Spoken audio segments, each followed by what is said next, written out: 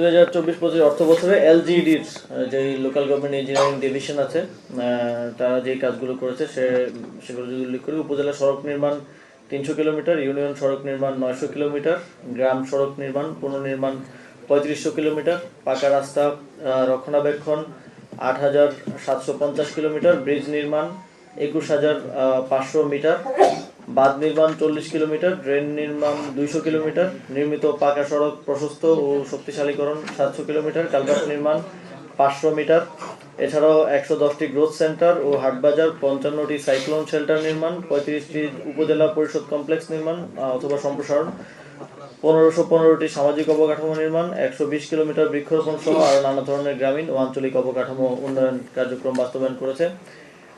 এছাড়াও জনস্বাস্থ্য প্রকৌশল অধিদপ্তর পল্লী ও পৌর এলাকার বিভিন্ন ধরনের পানির উৎস স্থাপন করেছে 81,988টি, পল্লী এলাকার রেইন ওয়াটার হারভেস্টিং সিস্টেম স্থাপন করেছে 50,532টি, গ্রামীণ এলাকায় আয়রন রিমুভাল প্ল্যান্ট ও রিভার্স অসমোসিস প্ল্যান্ট নির্মাণ করেছে 15,114টি, পৌর এলাকার ড্রেন নির্মাণ করেছে 28.15 কিলোমিটার, পল্লী ও পৌর এলাকায় উন্নত স্যানিটারি ল্যাট্রিন স্থাপন করেছে 1,27,175টি, পল্লী ও পৌর এলাকায় কমিউনিটি পাবলিক ল্যাট্রিন স্থাপন করেছে 198টি, পাইপলাইন স্থাপন করেছে 121 কিলোমিটার, গ্রামীণ কমিউনিটি ভিত্তিক পাইপ ওয়াটার সিস্টেম স্থাপন করা হয়েছে 2185টি সহ আরও অন্যান্য জনস্বাস্থ্য বিষয়ক কার্যক্রম।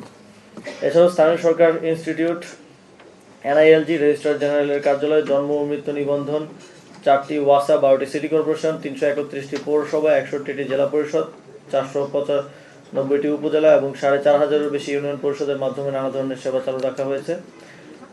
2024-25 অর্থ বছরে জাতীয় স্থানীয় সরকার ইনস্টিটিউট কর্তৃক মোট 302টি কোর্সের মাধ্যমে মোট 9368 জন জনপ্রতিনিধি ও কর্মকর্তা কর্মচারীকে প্রশিক্ষণ দেওয়া হয়েছে। এছাড়াও অন্তত নতুন 6টি কোর্স চালু করা হয়েছে। ব্যয় সাশ্রয়, আমরা বিভিন্ন প্রকল্প, আপনারা জানেন যে অতিরিক্ত ব্যয় ধরা হতো, আমরা পলিসিগতভাবে 31টি প্রকল্প থেকে মোট 2,602 কোটি টাকার ব্যয় সাশ্রয় করা হয়েছে প্রকল্পের ডিপিপি সংশোধনের মাধ্যমে। এছাড়াও ব্যাটারি চালিত রিক্সার ডিজাইন অনুমোদন ও প্রশিক্ষণ শেষে পাইলট আকারে ঢাকা উত্তর সিটি কর্পোরেশনের 4টি এলাকায় আমরা পাইলটিং করতে চাচ্ছি, যেই ঢাকা শহরের যেই অন্যতম একটা সমস্যা ব্যাটারি চালিত রিক্সা, সেটার সমাধানের যে উদ্যোগ আপনারা জানেন আমরা নিয়েছিলাম, তারই অংশ হিসেবে পাইলটিংয়ের প্রোগ্রাম আগামী 24 ডিসেম্বর থেকে শুরু হতে যাচ্ছে। ইতিমধ্যে আমরা 23,828 জন রিক্সা চালককে প্রশিক্ষণ প্রদান করেছি। গাইবান্ধায় তিস্তা নদীর উপর 1490 মিটার দীর্ঘ মাওলানা ভাসানী সেতুর কাজ সমাপ্তকরণ এবং উদ্বোধন করা হয়েছে। Urban primary health care services delivery project দ্বিতীয় পর্যায়ে শীর্ষক প্রকল্পের আওতায় 3টি নগর মাতৃসদন ও 8টি নগর স্বাস্থ্য কেন্দ্র ভবনের উদ্বোধন করা হয়েছে। দেশের সবচেয়ে অবহেলিত ও ঝুঁকিপূর্ণ 10টি উপজেলায় গুরুত্বপূর্ণ পল্লী অবকাঠামো উন্নয়নে 1050 কোটি টাকার প্রকল্প নেওয়া হয়েছে। স্থানীয় সরকার নির্বাচনে আপনারা জানেন যে সংস্কার কমিশনের সুপারিশের ভিত্তিতে আমরা অত্যন্ত দ্রুত সময়ের মধ্যে লোকাল গভর্নমেন্ট ইলেকশনে দলীয় প্রতীক বাতিল করা হয়েছে। স্থানীয় সরকার সংস্কার কমিশনের সুপারিশের আলোকে স্থানীয় সরকার ও ইউনিয়ন পরিষদ, উপজেলা পরিষদ, জেলা পরিষদ, পৌরসভা ও সিটি কর্পোরেশন সবগুলো ভিন্ন ভিন্ন 5টা আইন আছে আপনারা জানেন, সেগুলো একসাথে করে একটা অধ্যাদেশ প্রণয়নের কার্যক্রম চলছিল, সেটা প্রায় শেষ পর্যায়ে আছে। আঞ্চলিক বৈষম্য দূরীকরণের প্রকল্প পর্যালোচনা এবং বাজেটে সমতা আনয়নের জন্য এটা আমরা আমাদের পলিসি হিসেবে নিয়েছিলাম এবং এই উদ্যোগের অংশ হিসেবে আমরা প্রথমত 10টি উপজেলায় ইন্ডেক্সের দিক থেকে একদম লিস্ট ডেভেলপ 10টা উপজেলার একটা প্রকল্প হাতে নিয়েছি। এছাড়া আমাদের পরিকল্পনার মধ্যে সর্বোন্নত 10টি জেলা, যেটা আমাদের ইন্ডেক্স অনুযায়ী আসে, সেই 10টি জেলা, প্রত্যেকটি জেলার জন্য ভিন্ন ভিন্ন প্রকল্প হাতে নেওয়ার উদ্যোগ গ্রহণ করেছে লোকাল গভর্নমেন্ট ইঞ্জিনিয়ারিং ডিভিশন। সেটাও অতি দ্রুতই আপনারা সেটার বাস্তবায়ন দেখতে পাবেন। ইমেলের মাধ্যমে আমরা অভিযোগ গ্রহণ প্রক্রিয়া চালু করেছি। আমাদের মন্ত্রণালয়ের যে কোনো বিষয়ে নাগরিকদের যে কোনো অভিযোগ গ্রহণের জন্য আমরা একটা ইমেল পরিষেবা চালু করেছিলাম। ঢাকায় স্মার্ট পরিবেশ ও পথচারী বান্ধব পুলিশ বক্স স্থাপন করা হয়েছে। টিএসসির সৌন্দর্য বর্ধন প্রকল্প গ্রহণ করা হয়েছে। সোহরাওয়ার্দী উদ্যান নিরাপদ ও স্বস্তিদায়ক স্থানে রূপান্তর করতে বিশেষ উদ্যোগ গ্রহণ করা হয়েছে। প্রতিষ্ঠান, সড়ক, সেতু, বিভিন্ন প্রকল্প সহ 147টি স্থাপনা ও প্রকল্পের নাম পরিবর্তন করা হয়েছে। সর্বশেষ সংযোজন আপনারা দেখেছেন যে আমরা গুলশান ডিপ্লোম্যাটিক জোনের একটা সড়কের নাম আমাদের সীমান্তের শহীদ ফেলানীর নামে নামকরণ করেছি।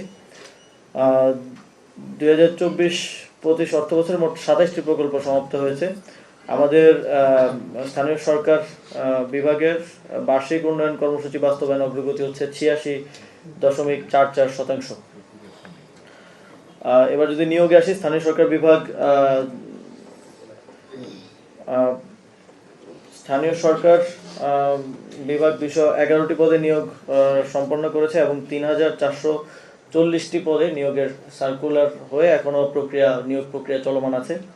পল্লী উন্নয়ন সমবায় বিভাগে আমরা 1729 জনের নিয়োগ সম্পন্ন করা হয়েছে এবং 1121টি পদে নিয়োগের প্রক্রিয়া চলমান আছে। উল্লেখ্য যে আমাদের স্থানীয় সরকার পল্লী উন্নয়ন সমবায় মন্ত্রণালয় বিগত অন্তর্বর্তীকালীন সরকার দায়িত্ব গ্রহণ করার পর সর্বোচ্চ নিয়োগকারী মন্ত্রণালয় হচ্ছে স্বরাষ্ট্র মন্ত্রণালয়, তারপর আমরা দ্বিতীয় সর্বোচ্চ অবস্থানে আছে। আমরা কিছু বিশেষ উদ্যোগ গ্রহণ করেছি। আপনারা দেখেছেন যে আমরা এবার আমাদের সুলতানি আমলের যে ঐতিহ্য এই অঞ্চলের, সেই ঐতিহ্য অনুযায়ী এবার ঈদ মিছিল আয়োজন করেছিলাম ঢাকার মানুষজনের জন্য। সামনের দিনও এগুলো আরো বড় পরিসরে সারা দেশে আয়োজন করার ব্যাপারে আমরা সিদ্ধান্ত নিয়েছি। আবরার ফাহাদের স্মরণে পলাশীর মোড়ে আগ্রাসন বিরোধী 8 স্তম্ভ স্থাপন করা হয়েছে, নির্মাণ করা হয়েছে। শিক্ষার হারে পিছিয়ে থাকা 11টি জেলার 44টি উপজেলায় লাইব্রেরি স্থাপন করা হয়েছে। আপনারা জানেন যে আমরা অতি অল্প সময়ের মধ্যে কাজ সম্পন্ন করেছি লাইব্রেরিগুলোর। প্রতিটিতে 53 লক্ষ করে মোট 23 কোটি টাকা খরচ করা হয়েছে। 2023 সালের শাপলা চত্বর হত্যাকাণ্ডে শহীদ 58 জন এবং 2021 সালের মোদী বিরোধী আন্দোলনে শহীদ 19 জন, মোট 77 শহীদ পরিবারকে 10 লক্ষ টাকা করে মোট 7 কোটি 70 লাখ টাকা অনুদান প্রদান করা হয়েছে। আপনারা জানেন যে এই দুটি আন্দোলনই আমাদের যেই জুলাই গণঅভ্যুত্থান এর পূর্ববর্তী যেই গণতান্ত্রিক আন্দোলনের যেই ধারাবাহিকতা তার অন্যতম গুরুত্বপূর্ণ অংশ। সেই জায়গা থেকে সেই সময়কার শহীদদেরকে স্বীকৃতি দেওয়া এবং একই সাথে তাদের পরিবারকে আর্থিক সহযোগিতা করা, যেটা বিগত 12 বছরে হয়নি, সেটা আমরা করার চেষ্টা করেছি। জুলাই গণঅভ্যুত্থান সংশ্লিষ্ট আমাদের স্থানীয় সরকার পল্লী উন্নয়ন সমবায় মন্ত্রণালয়ের কিছু উদ্যোগ ছিল। আজানের পরে আবার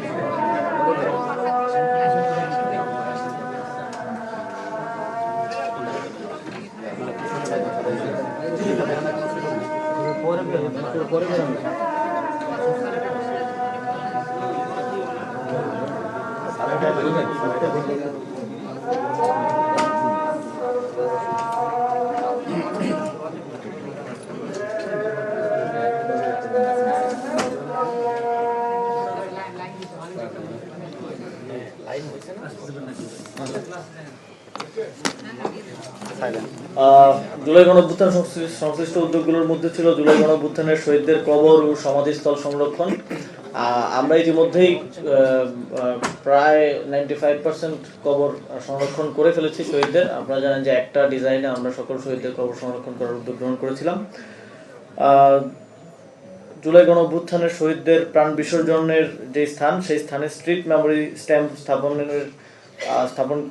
করার কাজ শুরু করেছিলাম আমরা। সেখানে 458টি স্থাপন সম্পন্ন হয়েছে এবং বাকিগুলোর কার্যক্রম চলমান আছে। জুলাই গণঅভ্যুত্থানের বর্ষপূর্তি উপলক্ষে দেশব্যাপী জেলা পরিষদের মাধ্যমে তরুণদের মধ্যে আমরা একটা আইডিয়া প্রতিযোগিতা করেছিলাম, আমার চোখে জুলাই বিপ্লব। মেট্রো রেলের পিলারে গ্রাফিতি, ফিরে দেখা ফ্যাসিস্ট রেজিম ও জুলাই গণঅভ্যুত্থানের 36 দিন। আপনারা দেখেছেন যে আমরা জুলাই গণঅভ্যুত্থান স্মরণে গত জুলাই মাসে এই কাজটি বাস্তবায়ন করেছিলাম। জুলাই গণঅভ্যুত্থানের শহীদদের স্মৃতিতে ঢাকার ওসমানী উদ্যানে জুলাই স্মৃতিস্তম্ভ নির্মাণের কাজ চলমান আছে। জুলাই শহীদ স্মৃতি ফাউন্ডেশনের অনুকূলে স্থানীয় সরকার বিভাগ থেকে 3 কোটি টাকা বরাদ্দ দেওয়া হয়েছিল। জুলাই শহীদদের স্মরণে সড়ক সহ বিভিন্ন স্থাপনার নামকরণ করা হয়েছে। জুলাই শহীদ পরিবার ও আহতদের আর্থিক অনুদান প্রদান করা হয়েছে স্থানীয় সরকার বিভাগের পক্ষ থেকে। এটি ছিল আমাদের স্থানীয় সরকার বিভাগের উদ্যোগসমূহ। এবার আমরা যুব ক্রীড়া মন্ত্রণালয়ের কাজের দিকে একটু দেখব।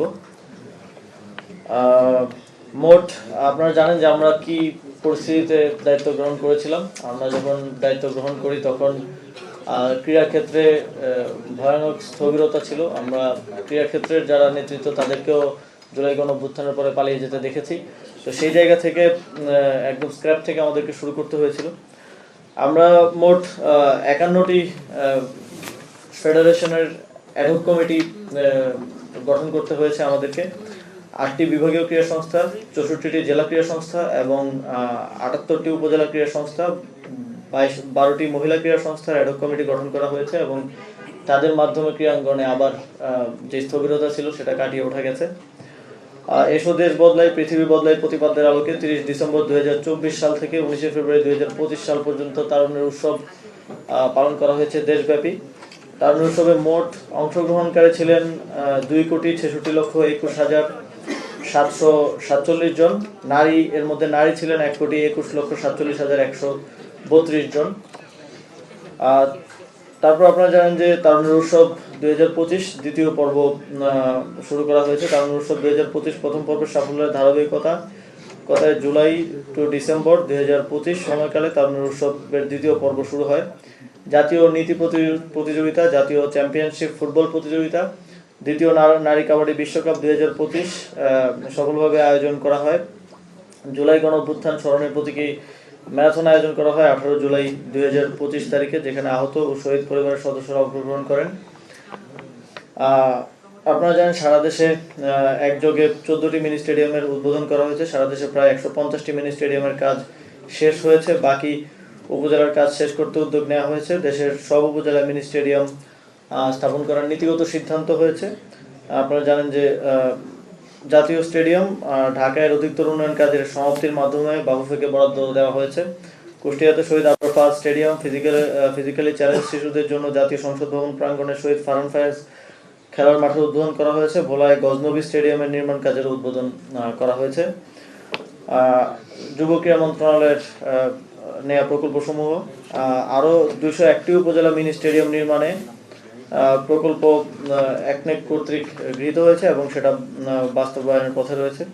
স্পোর্টস ট্যুরিজম ইন কক্সবাজার শীর্ষক একটি প্রকল্প পিপিপি কর্তৃপক্ষ কর্তৃক স্ক্রিনিং করা হয়েছে।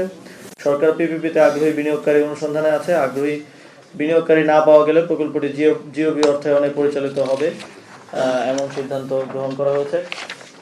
ঢাকাস্থ গুলিস্তান আরবান ক্রীড়া কমপ্লেক্স নির্মাণ শীর্ষক প্রকল্পটি পিপিপি এর মাধ্যমে বাস্তবায়নের লক্ষ্যে প্রি ফিজিবিলিটি স্টাডি করার জন্য ইউআই আহ্বান করা হয়। আগ্রহী প্রতিষ্ঠান ইতিমধ্যে প্রি ফিজিবিলিটির কাজ শুরু করে দিয়েছে। পূর্বাচলে 45,000 ধারণ ক্ষমতা সম্পন্ন ক্রিকেট স্টেডিয়াম এবং 50,000 ধারণ ক্ষমতা সম্পন্ন ফুটবল স্টেডিয়াম নির্মাণের উদ্যোগ গ্রহণ করা হয়েছে। যেটা ক্রিকেট স্টেডিয়াম সেটা আপনারা ইতিমধ্যে জানেন যে বিসিবিকে জায়গা অনুমোদন করা আছে, ওনারা প্ল্যান দিয়েছেন এবং আমরা অর্থের সংস্থানের কার্যক্রম চলমান আছে এবং ফুটবল স্টেডিয়াম নির্মাণের কাজটা খুবই প্রাথমিক পর্যায়ে আছে। আমরা জমির জন্য খোঁজ করছি, জমি পাওয়া গেলে পরবর্তী উদ্যোগ গ্রহণ করা হবে। বীরশ্রেষ্ঠ নূর মোহাম্মদ স্টেডিয়াম ও টেবিল টেনিস ভবনের অধিকতর উন্নয়ন এবং ইনডোর স্টেডিয়াম ও ভলিবল স্টেডিয়াম নির্মাণ। নোয়াখালী জেলাস্তর সেনবাগ উপজেলা স্টেডিয়াম উন্নয়ন, মাগুরা জেলা স্টেডিয়ামের ডরমিটরি ভবন স্থাপন, নোয়াখালী জেলাস্তর শহীদ ভুলু স্টেডিয়ামের অধিকতর উন্নয়ন, বরগুনা জেলা স্টেডিয়ামের অধিকতর উন্নয়ন সহ ডরমিটরি ভবন নির্মাণ, দিনাজপুর জেলা স্টেডিয়ামের অধিকতর উন্নয়ন ও আধুনিক মানের ইনডোর স্টেডিয়াম নির্মাণ, কক্সবাজারের রামুতে ফিফার অর্থায়নে বাফুফে সেন্টার অফ এক্সেলেন্স স্থাপনের জন্য 15.20 একর খাস জমি দীর্ঘমেয়াদী বন্দোবস্ত প্রদান করা হয়েছে। এটা নিয়ে দীর্ঘদিন আপনারা যারা স্পোর্টস জার্নালিস্ট ছিলেন আপনারা জানবেন, কথা হচ্ছিল যে জমিটা দেয়া নিয়ে বাফুফেকে ফিফার একটা ফান্ড দেওয়া ছিল, সেটা চলে যাওয়ার একটা ব্যাপার ছিল। কিন্তু ভালো সংবাদ হচ্ছে আজকে সকালেই আমাদের মাননীয় প্রধান উপদেষ্টার স্বাক্ষরে এই জমিটা বাহুল্যকে ইতিমধ্যেই দেয়া হয়েছে এবং সেখানে একটা সেন্টার অফ এক্সেলেন্স স্থাপনের কাজ অতি দ্রুতই শুরু হবে আশা করি। আপনারা জানেন যে আমরা 150টি মিনি স্টেডিয়ামের নাম পরিবর্তন করতে হয়েছে আমাদেরকে, বঙ্গবন্ধু স্টেডিয়ামের নাম পরিবর্তন করে জাতীয় স্টেডিয়াম নামকরণ করা হয়েছে। জাতীয় জাতীয় জাতীয় ক্রীড়া পরিষদের 4 ক্রীড়া স্থাপনার নাম পরিবর্তন করা হয়েছে। সুলতানা কামাল মহিলা ক্রীড়া কমপ্লেক্স থেকে রিয়া গোপ মহিলা ক্রীড়া complex, Sheikh Russel roller skating complex থেকে জাতীয় roller skating complex, Sheikh Jamal tennis complex থেকে জাতীয় টেনিস কমপ্লেক্স এবং শেখ কামাল মিলনায়তন থেকে জাতীয় ক্রীড়া পরিষদ মিলনায়তন নামকরণ করা হয়েছে। বিগত সময়ে উল্লেখযোগ্য ক্রীড়া ক্ষেত্রে সাফল্য সমূহের কথা যদি বলি, সাফ অনূর্ধ্ব 20 মেন্স চ্যাম্পিয়নশিপ 2024-এ শিরোপা জয়, অনূর্ধ্ব 19 ক্রিকেট এশিয়া কাপের ফাইনালে ভারতকে হারিয়ে বাংলাদেশ চ্যাম্পিয়ন হয়, অস্ট্রিয়াকে 5-4 ব্যবধানে হারিয়ে জুনিয়র বিশ্বকাপ হকির চ্যালেঞ্জার্স কাপের চ্যাম্পিয়ন হয় বাংলাদেশ, ওয়েস্ট ইন্ডিজের বিপক্ষে 3-0 ব্যবধানে সিরিজ জয় বাংলাদেশ ক্রিকেট টিমের, শ্রীলঙ্কার বিপক্ষে 2-1 ব্যবধানে টি-20 সিরিজ জয় বাংলাদেশ ক্রিকেট টিমের, নেপালকে 4-0 গোলে হারিয়ে সাফ অনূর্ধ্ব 20 নারী চ্যাম্পিয়ন হয়েছে বাংলাদেশ, পাকিস্তানের বিপক্ষে 2-1 সিরিজ জয় টানা 2-1 সিরিজ জয় টানা 2 টি-20 সিরিজ জয় বাংলাদেশ ক্রিকেট টিমের। নারী ফুটবলে ফিফার সর্বশেষ হালনাগাদ র্যাঙ্কিংয়ে 24 ধাপ এগিয়েছে বাংলাদেশ, এখন 104তম স্থানে আছে। ক্রীড়া ক্ষেত্রে বিশেষ অবদানের জন্য বাংলাদেশ নারী ফুটবল দল 21 পদক 2025-এর জন্য মনোনীত হয়। 2025 ওয়ানডে বিশ্বকাপে জয় করে নেয় বাংলাদেশ নারী ক্রিকেট দল। এশিয়া কাপ আর্চারিতে দ্বিতীয় বাংলাদেশি হিসেবে স্বর্ণ জয় করে আব্দুর রহমান আলিফ। এছাড়াও আরো অনেক অর্জন ক্রীড়া ক্ষেত্রে বিগত সময় আমাদের আছে। বাংলাদেশ যে ভারতের বিপক্ষে ফুটবল ম্যাচ জিতলো এটা উল্লেখ করা হয়নি বোধহয়। ক্রীড়া পরিদপ্তরের মাধ্যমে আন্তঃকলেজ ফুটবল টুর্নামেন্ট, জাতীয় gold cup football tournament, Trinamool পর্যায়ে ক্রীড়া প্রতিভা অন্বেষণ কার্যক্রম, এছাড়াও দেশব্যাপী বিভিন্ন শিক্ষা প্রতিষ্ঠান ও ক্লাবে 2024-25 অর্থ বছরে 14,30,00,000 টাকার ক্রীড়া সামগ্রী বিতরণ করা হয়েছে। বিকেএসপির মাধ্যমে আত্মরক্ষার জন্য মৌলিক প্রশিক্ষণ প্রকল্প এর মাধ্যমে 8,850 জনকে আত্মরক্ষার মৌলিক প্রশিক্ষণের জন্য তাইকোয়ান্ডো, জুডো, কারাতে ও শুটিং শেখানোর প্রকল্প ইতিমধ্যে শুরু হয়েছে। বাংলাদেশ স্পোর্টস ইনস্টিটিউট স্থাপনের উদ্যোগ গ্রহণ করেছিলাম আমরা। বিকেএসপির মাধ্যমে বাংলাদেশে প্রথমবারের মতো বিএসআই বাংলাদেশ স্পোর্টস ইনস্টিটিউট স্থাপনের সিদ্ধান্ত গৃহীত হয়। ক্রীড়াবিদদের মানসিক ও শারীরিক সক্ষমতা বৃদ্ধি, ক্রীড়া কৌশল ও সামগ্রিক উন্নয়নে সেন্টার অফ এক্সেলেন্স স্লোগানে এটি নির্মিত হবে। প্রকল্পটির প্রি ফিজিবিলিটি স্টাডির কাজ চলমান রয়েছে। প্রি ফিজিবিলিটি স্টাডির প্রতিবেদনের আলোকে ডিপিপি প্রণয়ন করা হবে। যুব উন্নয়ন অধিদপ্তরের প্রশিক্ষণ কার্যক্রম, আপনারা জানেন যে যুব ক্রীড়া মন্ত্রণালয়ের একটা বড় অংশই হচ্ছে যুব উন্নয়ন অধিদপ্তর। 2024-25 অর্থ বছরে প্রাতিষ্ঠানিক ও অপ্রাতিষ্ঠানিক মোট 3,40,626 জন যুব ও যুবাকে প্রশিক্ষণ প্রদান করা হয়, ফলে নির্ধারিত লক্ষ্যমাত্রার 103% অর্জন করা সম্ভব হয়। শিক্ষিত কর্মপ্রত্যাশী যুবদের ফ্রিল্যান্সিং প্রশিক্ষণ বিষয়ক প্রকল্প, 16 জেলায় 6,400 জনকে ফ্রিল্যান্সিং প্রশিক্ষণ প্রদান করা হয়েছে। দেশের 48 জেলায় ফ্রিল্যান্সিং প্রশিক্ষণ প্রকল্পের আওতায় জানুয়ারি 2025 থেকে জুন 2025 পর্যন্ত 4,800 জনকে প্রশিক্ষণ প্রদান করা হয়েছে, যা যুব ও যুবাদের আধুনিক প্রযুক্তিগত দক্ষতা অর্জনে সহায়তা করেছে। আমি খোঁজ নিয়ে জানলাম যে এই প্রকল্প থেকে প্রশিক্ষিত কেউ $1 লাখ বেশি ইতিমধ্যে আয়ও করে ফেলেছেন। যুব ঋণ কর্মসূচি 2024-25 অর্থ বছরে 26,612 জনকে 15,270 লক্ষ টাকা ঋণ প্রদান করা হয়েছে। যুব উন্নয়ন অধিদপ্তরের প্রশিক্ষণপ্রাপ্ত যুব ও যুব নারীদের আত্মকর্মসংস্থান মূলক জুলাই বিপ্লবে অংশগ্রহণকারী 1,076 জন শিক্ষার্থীকে ট্রাফিক ব্যবস্থাপনা ও সামাজিক সচেতনতা বিষয়ে প্রশিক্ষণ প্রদান করা হয়। প্রশিক্ষণপ্রাপ্ত 600 জন শিক্ষার্থীকে সহায়ক ট্রাফিক পুলিশ হিসেবে নিয়োগ দেওয়া হয়েছে। যুব উন্নয়ন অধিদপ্তরের কর্তৃক প্রশিক্ষিত 34,331 জন যুব নারী প্রশিক্ষণ শেষে সফল আত্মকর্মী হিসেবে প্রতিষ্ঠিত হয়েছে। যুব উন্নয়ন অধিদপ্তর কর্তৃক তথ্য প্রযুক্তি জ্ঞান সম্পন্ন যুবদের কৃত্রিম বুদ্ধিমত্তার প্রশিক্ষণ দেওয়ার প্রকল্প গ্রহণ করা হয়েছে। প্রযুক্তি মাধ্যমে দক্ষতা উন্নয়ন শীর্ষক প্রকল্পটি বাস্তবায়নের উদ্যোগ গ্রহণ করা হয়েছে। এই প্রকল্পের মাধ্যমে 64 জেলায় 9600 জন যুবককে আর্টিফিশিয়াল ইন্টেলিজেন্স বিষয়ে বেসিক ও অ্যাডভান্স প্রশিক্ষণ প্রদান করা হবে। যুব উন্নয়ন অধিদপ্তর কর্তৃক জুলাই 2024 গণঅভ্যুত্থানে আহত শহীদ পরিবারের সদস্যদের আর্থসামাজিক অবস্থা সুদৃঢ়করণে প্রশিক্ষণের মাধ্যমে আত্মকর্মসংস্থান সৃজন প্রকল্পটি বাস্তবায়নের উদ্যোগ গ্রহণ করা হয়েছে। প্রকল্পের আওতায় জুলাই গণঅভ্যুত্থানে আহত যুব ও শহীদ পরিবারের সদস্যদের চাহিদা অনুযায়ী দক্ষতামূলক প্রশিক্ষণ প্রদান করা হবে। যুব উদ্যোক্তা উন্নয়ন নীতিমালা পাশ করা হয়েছে। আপনারা জানেন যুব উদ্যোক্তা উন্নয়ন নীতিমালা 2025 প্রণয়ন করা হয়েছে। এই নীতিমালার মাধ্যমে বিভিন্ন আর্থিক প্রতিষ্ঠানের মাধ্যমে উদ্যোক্তাদের 10 লক্ষ টাকা পর্যন্ত ঋণ সহায়তা দেওয়া হবে। এছাড়াও এই যুব উদ্যোক্তা উন্নয়ন নীতিমালায় কমপ্লিট স্টার্টআপ ইকোসিস্টেম বিল্ড করার জন্য আরও যা যা প্রয়োজন খুবই বিস্তর একটা নীতিমালা প্রণয়ন করা হয়েছে। এর বাস্তবায়নের মাধ্যমে আমরা মনে করি যে বাংলাদেশের যেই স্টার্টআপ ইকোসিস্টেম সেটা আরও শক্তিশালীভাবে গড়ে উঠবে। জাতীয় ক্রীড়াসেবী কল্যাণ ফাউন্ডেশনের মাধ্যমে 1678 জন ক্রীড়াসেবীকে বাৎসরিক 24,000 টাকা করে মোট 4,02,72,000 টাকা প্রদান করা হয়েছে এবং আমরা মাসিক ক্রীড়া ভাতা 2,000 টাকা করে 2,000 টাকার পরিবর্তে এটা বৃদ্ধি করে 3,000 টাকা করার সিদ্ধান্ত গ্রহণ করেছি।